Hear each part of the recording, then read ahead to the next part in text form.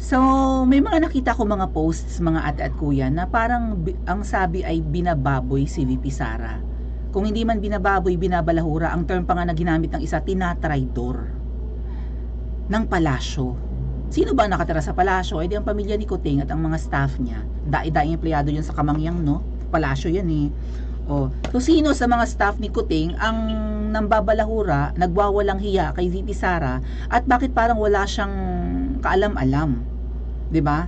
And hindi man lang niya kampihan ang kanyang vice presidente. Walang hiya. Of all people, mind you lang, mahal na Pangulo. Mahal pa ba? Mahal pa ba siya? Mahal pa ba siya ng Pilipino? Mind you lang, dear President, siya igalang ko kasi nakabangs ako ngayon eh. Bait ako, baka magorgor ako pag hindi ako nagbait, no? Paalala lang, minamahal naming Pangulong Kuting, Kuting pala, Pangulong BBM, na of all people na tatalikuran mo, dyan ka talaga makakaranas ng matinding dago kay VP Sara. Pag yan, pinabayaan mo ng pinabayaan, hindi mo man lang kampihan, hindi mo man lang protektahan, samantalang nung panahon ng kampanya, ang sinasabi ni VP Sara, protektahan po natin si Apo BBM. Ganun ang sinasabi.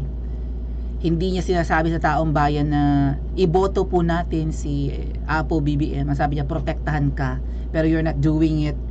'Di ba? In return to VP Sara, yan ang magiging malaking pagkakamali mo. Sa tingin ko, nakakaramdam na si VP Sara na pinapabayaan siya, worse, tinatraidor siya ng mga tao na kapalibot sa'yo at wala kang ginagawa. Mahal na Pangulo. Huwag ko siyang awayin kasi baka magurgur ako, mga kasama na ako sa listahan, baka magurgur, dahil mabait ako. Eto po, di ba, umingay na naman ang isang survey or maybe research, I think survey, na si VP Sara at ang DepEd ang number one most trusted ngayon na secretary and department sa administrasyon ni Kuting. Eto nga po yan. Shared by Daily Duterte. I think ano ba DT?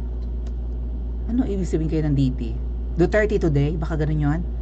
Balita nila. Go Inday! Go Inday! Sabi,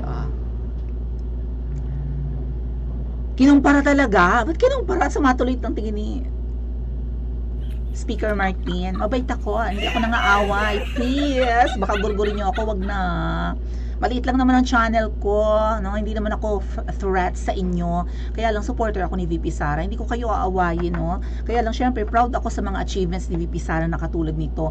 Ay, Ma'am Shikels, huwag mo ko ipag-burger, ha? Gusto kita maging biyanan, Ma'am Shikels. Crush ko yung pangalawa mong anak, apakapogi, payatot lang. Anyway, sana hindi okra, ha? Kasi si Daniel Padilla daw okra eh. Mala okra lang talaga ang daliri. Daliri. Lady Finger nga, di ba? Lady Finger. Anyway, Lady Finger, parang yung kay Daniel Padilla na na-associate. Bukod dun kay Jillian, meron ding Lady Finger doon. Going back. So, nagkaroon ng Okta survey. Survey ang Okta Research.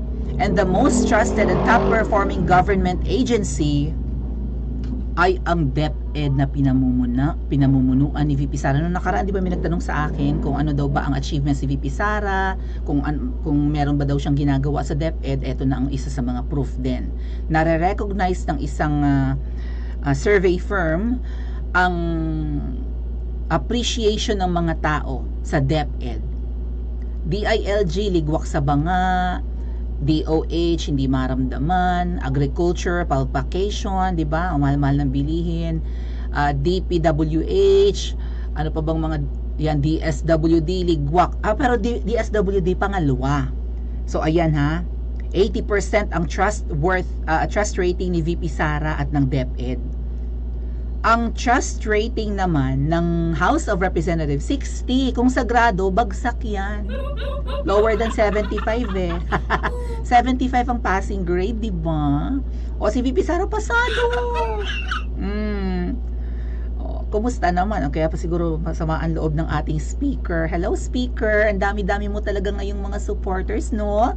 Uy, nga pala, ha? Pati si Ma'am Shiko, ang daming supporters na TikTokers. Talagang, ang daming TikTokers ngayon na supporters ng aking Ma'am Shik. Talagang apakaganda ng aking Ma'am Shik, no? Huwag mo akong gugurgurin, na. Awa mo na. Ayan. Pero marami po ang naghihimutok.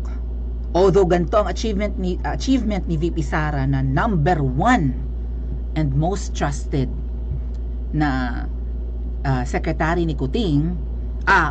Ni Kuting. Kitty naman talaga, 'di ba? Cute nga eh. Hello Kitty, cat person kasi ako eh. Ito ang himutok ng ibang mga DDS. DepEd most trusted performing government agency ng Okta, binalita ng Manila Bulletin. Sabi dito ni Adrian, pero si PCO ang number 2 ang binabalita. Ang number 2 po yata ay DSWD ni Gatchalian na hindi naman natin maramdaman. Yung kamukha ni Michael namimigay ng mga ayuda, di ba? DSWD. Wow na wow ang pagka hindi halata Cheloy, ha. Si Cheloy po yata yung secretary ng PCO or ano ba? Presidential Communications Office, si Cheloy Garafil. Babae yung Cheloy, mga ate at kuya. Nakaharap ko na yan. At habang kaharap ko yan, yung kanin dito ng leader ng ensaymada or handler, habang nakikipag-usap kami dyan kay Cheloy, nandito nagtatalsikan dito yung mga kanin at mga egg omelette nung handler ng ensaymada vloggers.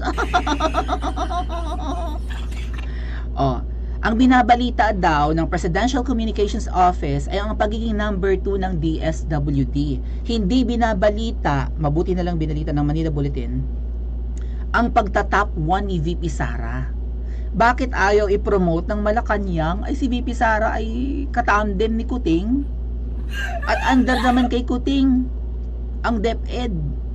Sekretarya niya si VP Sara ay nasa executive department ang DepEd.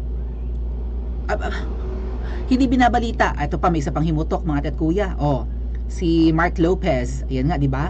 Ang balita po ng Philippine News Agency, state-owned na media, pag-aari ng Pilipinas na media. Okay? DSWD ranks number 2 among top 5 performing government agency in Okta survey. Saan ka nakakita na ang headline ay yung number 2 at hindi number 1? Gusto nyo ng mas malinaw na analogy? Ganito yan. Parang, and the Miss Universe first runner-up is, ganon yun mga ate at kuya, Venezuela. Ang headline sa mga pahayagan ay, Venezuela, the first runner-up in Miss Universe. Anong papasok sa isip ng tao? Ay, sino yung nanalo? Sino ang winner? Siyempre yung number 1, ang curious ang mga tao, yung title holder, yung number 1, kung sa honor roll, yung first honor, o kaya yung valedictorian, yung summa cum laude. Kailan pa ibabalita na, si Tarpulano is the salutatorian of Hibok-Hibok National High School. Kuha nyo? Ang magiging laman ng headline at ang magiging sentro ng balita, yung top 1. Ano ang ginagawa ng mga empleyado ni Kuting? Ibabalita ang Miss Universe first runner-up. First runner-up in Miss Universe is Venezuela. Ayaw ibalita na ang nanalo si Catriona Gray ng Philippines. Mas noteworthy ba ang second best? Mas kabali-balita ba ang first runner-up? Mas interesado ba ang tao sa number 2? Mas interesado ba ang tao sa best supporting actor or actress kesa sa best actress and best actor? Anong pinagagawa ng Malacanang? Traidor na ba? Sabi ni Kuya Mark Lopez, Ma'am Cheloy Vilicaria Garafil, bakit ganito ang headline nyo? Ayan na. Kailan pa mas angat ang number 2 kesa number 1? May special instructions ba from you na pasikatin ang number 2 na DSWD? Kung may instruction, sino ang may sabi? Si Kuting ba o si Butod? Si Kuting ba ang may utos na ganito balahurain si VP Sara? Huwag pangalanan, huwag ibalita dahil achievements ni VP Sara, at gusto nila puro kasiraan lang ni VP Sara ang maririnig ng taong bayan. Ganun ba yon? Anyari sa number 1 sa Okta survey na DepEd Philippines, bakit hindi siya nakabandera? Ang Garapal naman. Garapal? Tapos katunog-tunog ng apelyido ng PCO Secretary, Garafil? Garapal, tapos Garafil. Ayan si Cheloy, Ay, nag-friend request ako kay Cheloy! I-cancel natin yan, Ginoo ko! Cancel! Ay, Diyos ko!